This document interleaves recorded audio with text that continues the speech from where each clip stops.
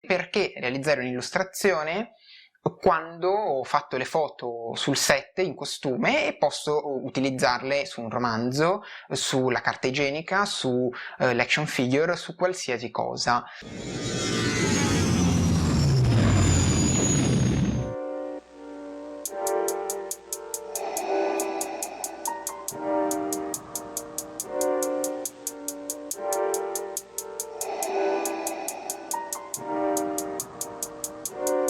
Salve a tutti i lettori e lettrici di Star Wars Libre Comics, bentornati qui sul nostro canale.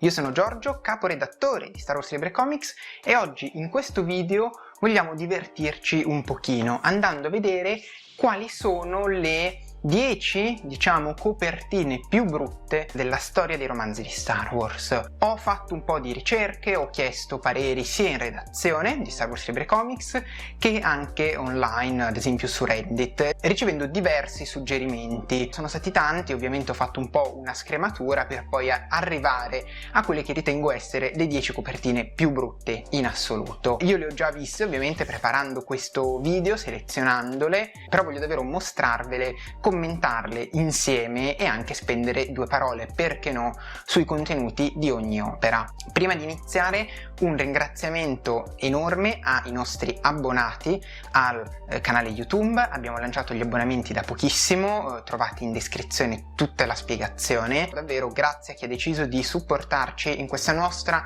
nuova evoluzione del canale. Semplicemente chi ha voglia di abbonarsi dimostrerà qui sul canale di essere davvero un sostenitore della pagina e della nostra realtà, del lato cartaceo della forza. Se non l'avete già fatto, iscrivetevi invece al canale, lasciate un mi piace a questo video che lo aiuta moltissimo, e ovviamente parliamone, commentate questo video, raccontatemi qual è la vostra esperienza con la copertina più brutta di un romanzo di Star Wars. Non so bene in che ordine voglio procedere, perché davvero ne ho selezionate una decina. In realtà una decina, ma di cui circa 3 sono delle serie di opere, per cui in realtà sono più di 10 le copertine che andremo a vedere oggi.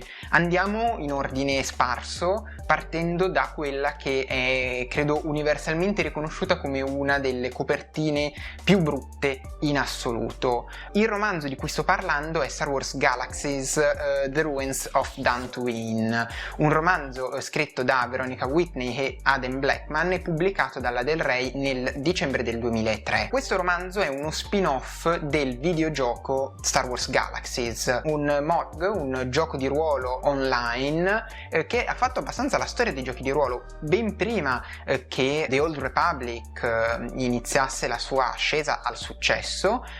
C'era Star Wars Galaxies, che era ambientato durante il periodo della trilogia originale, quindi con tutti gli elementi di Star Wars più amati e più conosciuti dal fandom: Stormtrooper, Impero, ribelli, camminatori. Ed è proprio uno screenshot, sembrerebbe, del gioco a farla da padrone in questa copertina, che sembra davvero assemblata la mezz'ora prima di mandare in stampa il libro. Sembra davvero che abbiano detto qualcosa come: aprite il gioco, fate uno screenshot e buttiamolo in copertina. Intanto potete ammirare la grafica meravigliosa del videogioco, però il titolo che sborda, il font un po' infiammato, la grafica del gioco, vabbè, è quella che è, ma forse è anche la cosa meno peggio di tutta la copertina. Il romanzo è ambientato un anno dopo la battaglia di Yavin. Vede due giovani ribelli, un ex bioingegnere imperiale e una spia, essenzialmente andare in missione proprio su Dantooine per recuperare un holocron che contiene delle informazioni su dei bambini sensibili alla forza. Cosa tutto ciò c'entri con un gruppo di Stormtrooper e una TST e non è dato sapersi, però evidentemente quella era l'unica immagine disponibile del gioco poco prima di stamparlo. Adesso passiamo a un romanzo di un autore importantissimo, perché ovviamente non pensate che le copertine brutte siano soltanto per romanzi brutti o scritti da autori scogniti, perché anche autori del calibro di Timothy Zahn hanno avuto le loro dosi di copertine brutte. È il caso ad esempio del hardcover, quindi del copertina rigida di Choices of One. La copertina infatti è stata cambiata nella sua riedizione in in copertina flessibile, con un'immagine di Mara Jade davanti a un gruppo di Stormtrooper che sicuramente avrete già visto perché è una delle illustrazioni più famose di Mara, ed è stata cambiata evidentemente perché la copertina della prima edizione disegnata da Jonathan Van Fleet era davvero qualcosa di agghiacciante. Tralasciamo gli Stormtrooper, le proporzioni dei caschi, insomma ne abbiamo visti di ogni nei fumetti, insomma fare uno Stormtrooper con tutte le proporzioni corrette non è banale, non è scontato, quindi tralasciamo questi, però la composizione è inquietante, la posa soprattutto di Mara assolutamente innaturale, i capelli che sembrano fiammeggianti, non sembrano neanche capelli veri, sembra una specie di parrucca, e la faccia che non c'entra niente con le descrizioni di Mara che abbiamo avuto fino ad adesso e anche con le illustrazioni, perché comunque il romanzo è stato pubblicato nel 2011, quindi non sicuramente uno dei primi a vedere la mano dell'imperatore.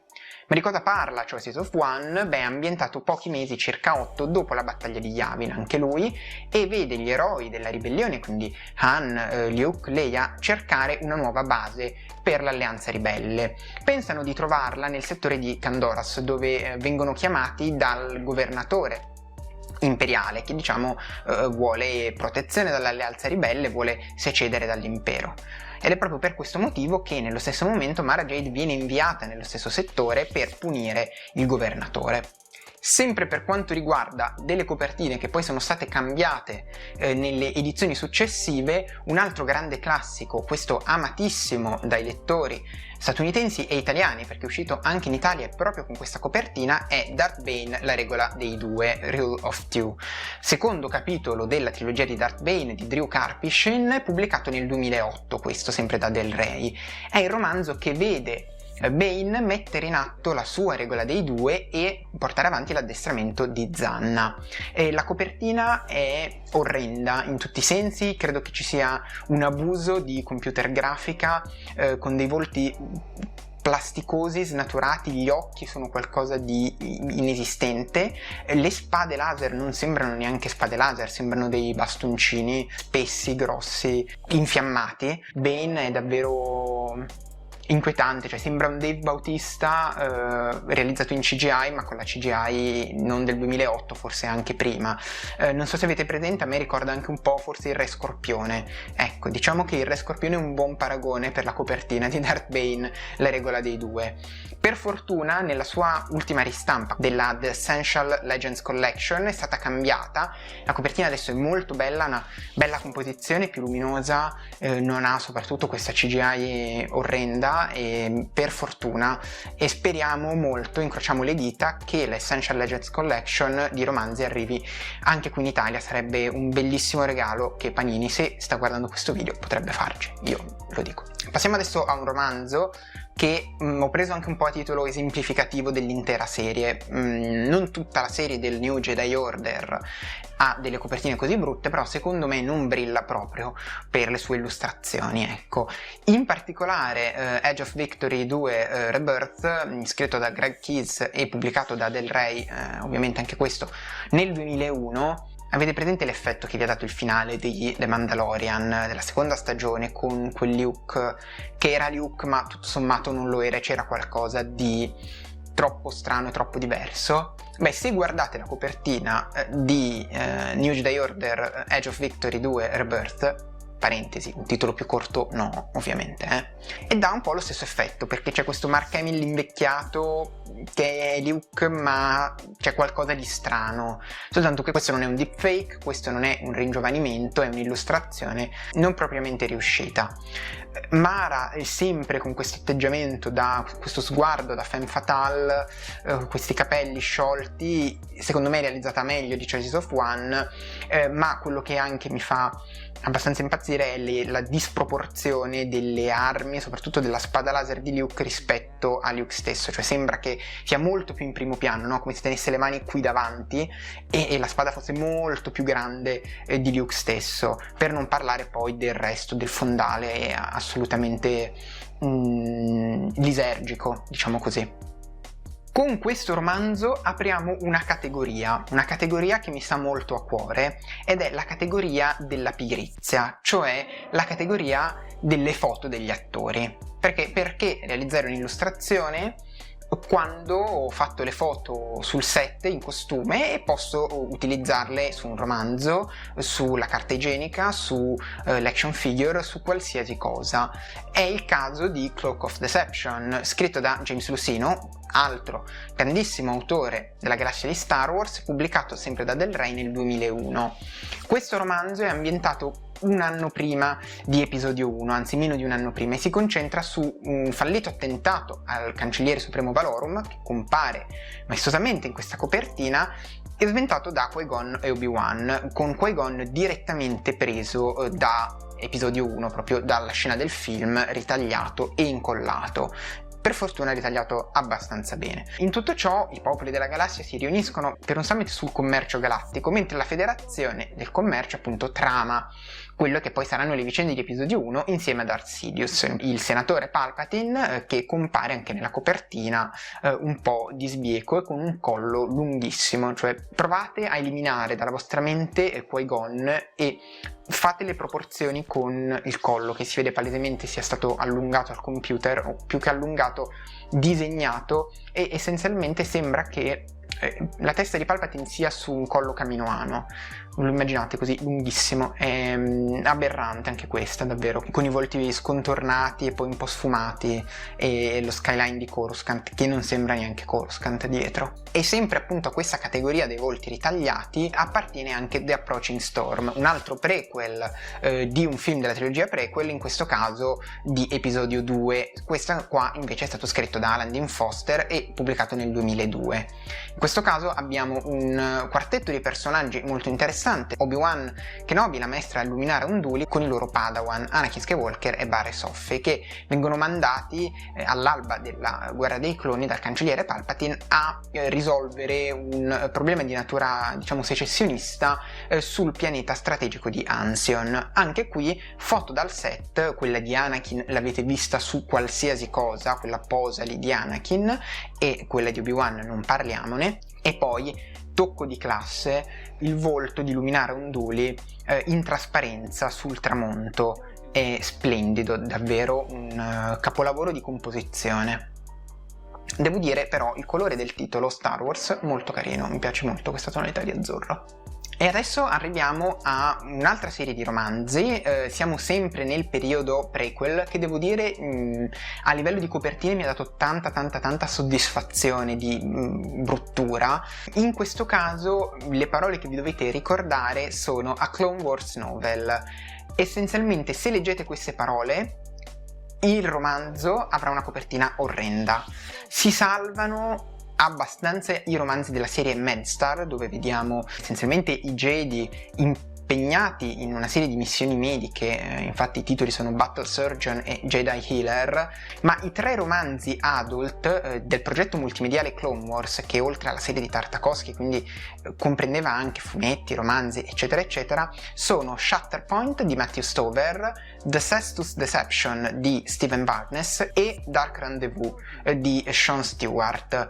Anche qua vediamo dei grandi classici dell'illustrazione dei romanzi di Star Wars, quindi la foto di Mace Windu, pure vista 1000 volte, anche quella di Yoda in Dark Rendezvous, e quella del Conte Dooku con la posa classicissima, standard. Mi ha colpito moltissimo il fondale di Shatterpoint, lo sfondo con le piante, insomma sembra essenzialmente che Mace Windu sia in un orto botanico a guardare le piante da comprare, da portarsi a casa nel suo appartamento nel Tempio Jedi, però c'è questo volto inquietante che lo guarda con gli occhi spaventosamente rossi. Devo dire che The Cestus Deception è forse quello che si salva un pochino di più.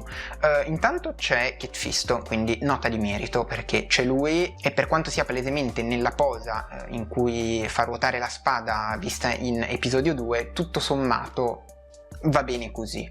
È una illustrazione decente. Anche Conte Dooku ha una bella illustrazione, la posa di Obi-Wan è super classica invece e per quanto sia illustrato è abbastanza incollato lì anche lui.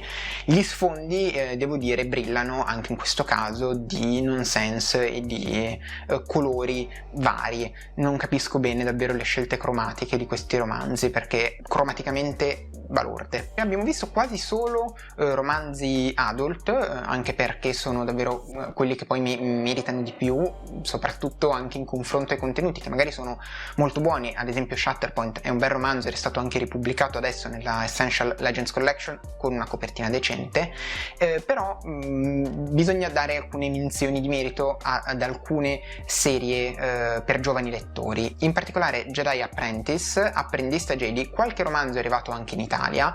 È una serie di romanzi per giovani lettori scritte da Jude Watson e da Dave Wolverton e si concentrano sulle avventure di Qui-Gon e Obi-Wan prima di episodio 1. Anche qui abbiamo un grande classico delle copertine brutte di Star Wars, cioè i volti trasparenti sullo sfondo, soprattutto in The Rising Force, Yoda tratto direttamente da episodio 5 e Qui-Gon così sfumati su delle fiamme, il tutto in una specie di tempio Jedi. Incredibile, bellissimo. Purtroppo con il passare dei romanzi che vedevano Qui-Gon Obi-Wan affrontare Xanatos, ex Padawan di Qui-Gon, poi passato al lato oscuro e dopo aver abbandonato l'ordine Jedi, hanno perso un po' la nota cromatica sul verde acqua che li contraddistingueva. Hanno cambiato un po' tipo di illustrazione, ma rimanendo comunque su livelli non particolarmente elevati. Io sono abbastanza affezionato a questa colorazione perché li identifica subito. Questo è il verde acqua. Se andate a vedere gli ultimi romanzi invece magari all'inizio rimanete un po' spaesati,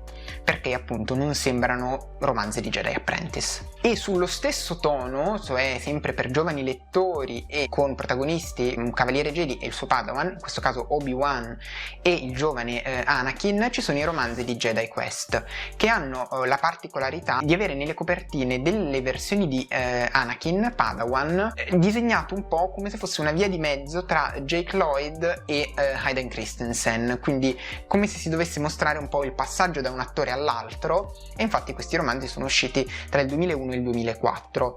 I risultati di questa commistione di volti non sono, secondo me, molto brillanti, e anche qua un altro classico di trasparenze e composizioni un po' sui generis. Ci sono insomma tutti gli aspetti più particolari delle copertine dei romanzi di Star Wars. Ultima di queste 10 copertine che vi voglio mostrare è una copertina che non sarebbe propriamente brutta, anche perché è disegnata dal grandissimo Dave Dorman, autore dei poster della trilogia classica, diciamo delle sue riedizioni degli anni 90 e di un sacco di romanzi di Star Wars. Dave Dorman è un nume tutelare delle illustrazioni di Star Wars e ovviamente questa non è una brutta copertina. L'illustrazione è molto bella, anche se magari non è fedelissima agli attori, ma insomma non sarebbe la prima volta. C'è però una nota divertente e che voglio raccogliere in questo video. Sto parlando del romanzo Un amore per la principessa, cioè Courtship of Princess Leia, scritto da Dave Wolverton e pubblicato nel 1994 da Bantam Spectra. Appunto, vedete dall'illustrazione che c'è Leia con un bellissimo vestito da sposa, ed è infatti così che si conclude il romanzo, con il matrimonio tra Leia e Han, ambientato 4 anni dopo il ritorno dello Jedi. C'è un aneddoto molto divertente di un libraio che scrisse poi all'autore del romanzo dicendo che Carrie Fisher si era recata nella sua libreria per acquistare questo romanzo, additando come motivazione che nel disegno in copertina lei aveva un décolleté particolarmente in vista e lei non aveva mai avuto una scollatura così bella nella realtà, e che quindi avrebbe comprato questo romanzo per ricordare questo avvenimento in cui quindi la sua scollatura era venuta particolarmente bene in questa illustrazione, anche se poco fedele. Teoricamente avremmo finito qua, ma voglio darvi 2 bonus che davvero valgono la pena. Sono delle edizioni straniere, per cui non delle edizioni originali, e quelle che mi hanno colpito di più sono l'edizione in copertina rigida della Repubblica Ceca del 1993 dell'Erede dell'Impero, che sicuramente non ha bisogno di presentazioni come romanzo, ma questa copertina completamente reillustrata, ma comunque basata un po' sul disegno della copertina originale, è incredibile. Allora c'è Jorus Baot che spara dei raggi dalle mani, più o meno come nella versione originale della copertina, ma ha queste dita che sembrano delle salsicce un po' strette. Throne, devo dire, spererei che in live action Throne risultasse così arcigno, è davvero orrendo. Chewbacca non parliamone, perché sembra uscito da Sesame Street, dai Muppets. Luke, Leia e Han, insomma, non sono loro, basta.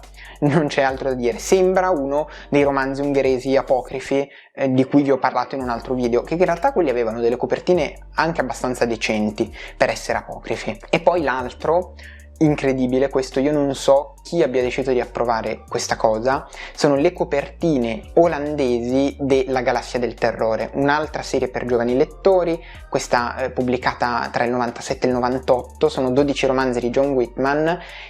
In Olanda hanno deciso di disegnare delle mani, dei bambini con dei denti affilati, dei neonati con dei denti affilati, delle ombre strane che ancora vanno bene, ma sono davvero inquietanti. Il font poi utilizzato, oltre che essere abbastanza illeggibile, è brutto forte, sembra, non so, c'è questa voglia di fare qualcosa di pulp e di spaventoso per dei romanzi che, per quanto un po' se fossero dei piccoli brividi di Star Wars, non avevano decisamente queste pretese, soprattutto andando a stravolgere le illustrazioni anche abbastanza belle delle edizioni originali.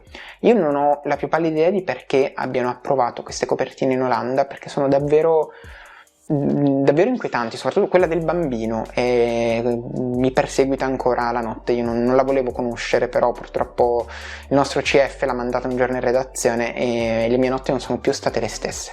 Bene, terminato anche questo bonus delle edizioni straniere, il video è davvero terminato, vi ringrazio moltissimo per l'attenzione, spero che questo format vi sia piaciuto e fatemi sapere nei commenti qual è la vostra cover che non sopportate, quella che non vi piace assolutamente. Scrivetemelo nei commenti quali tra queste, o se magari me ne sono dimenticata qualcuna di davvero brutta. Chissà che non si possa fare un altro video del genere magari sui fumetti, anche se lì la scelta è molto più ampia, quindi molto più lungo da realizzare. Spero comunque che vi siate divertiti. Io come sempre vi invito a iscrivervi se non l'avete già fatto, mettere un mi piace. Io vi invito a continuare a seguirci su tutti i nostri social, su tutte le nostre pagine, siti, eccetera eccetera, e come sempre vi auguro delle buone letture e che il lato cartaceo della forza sia con voi. Ciao!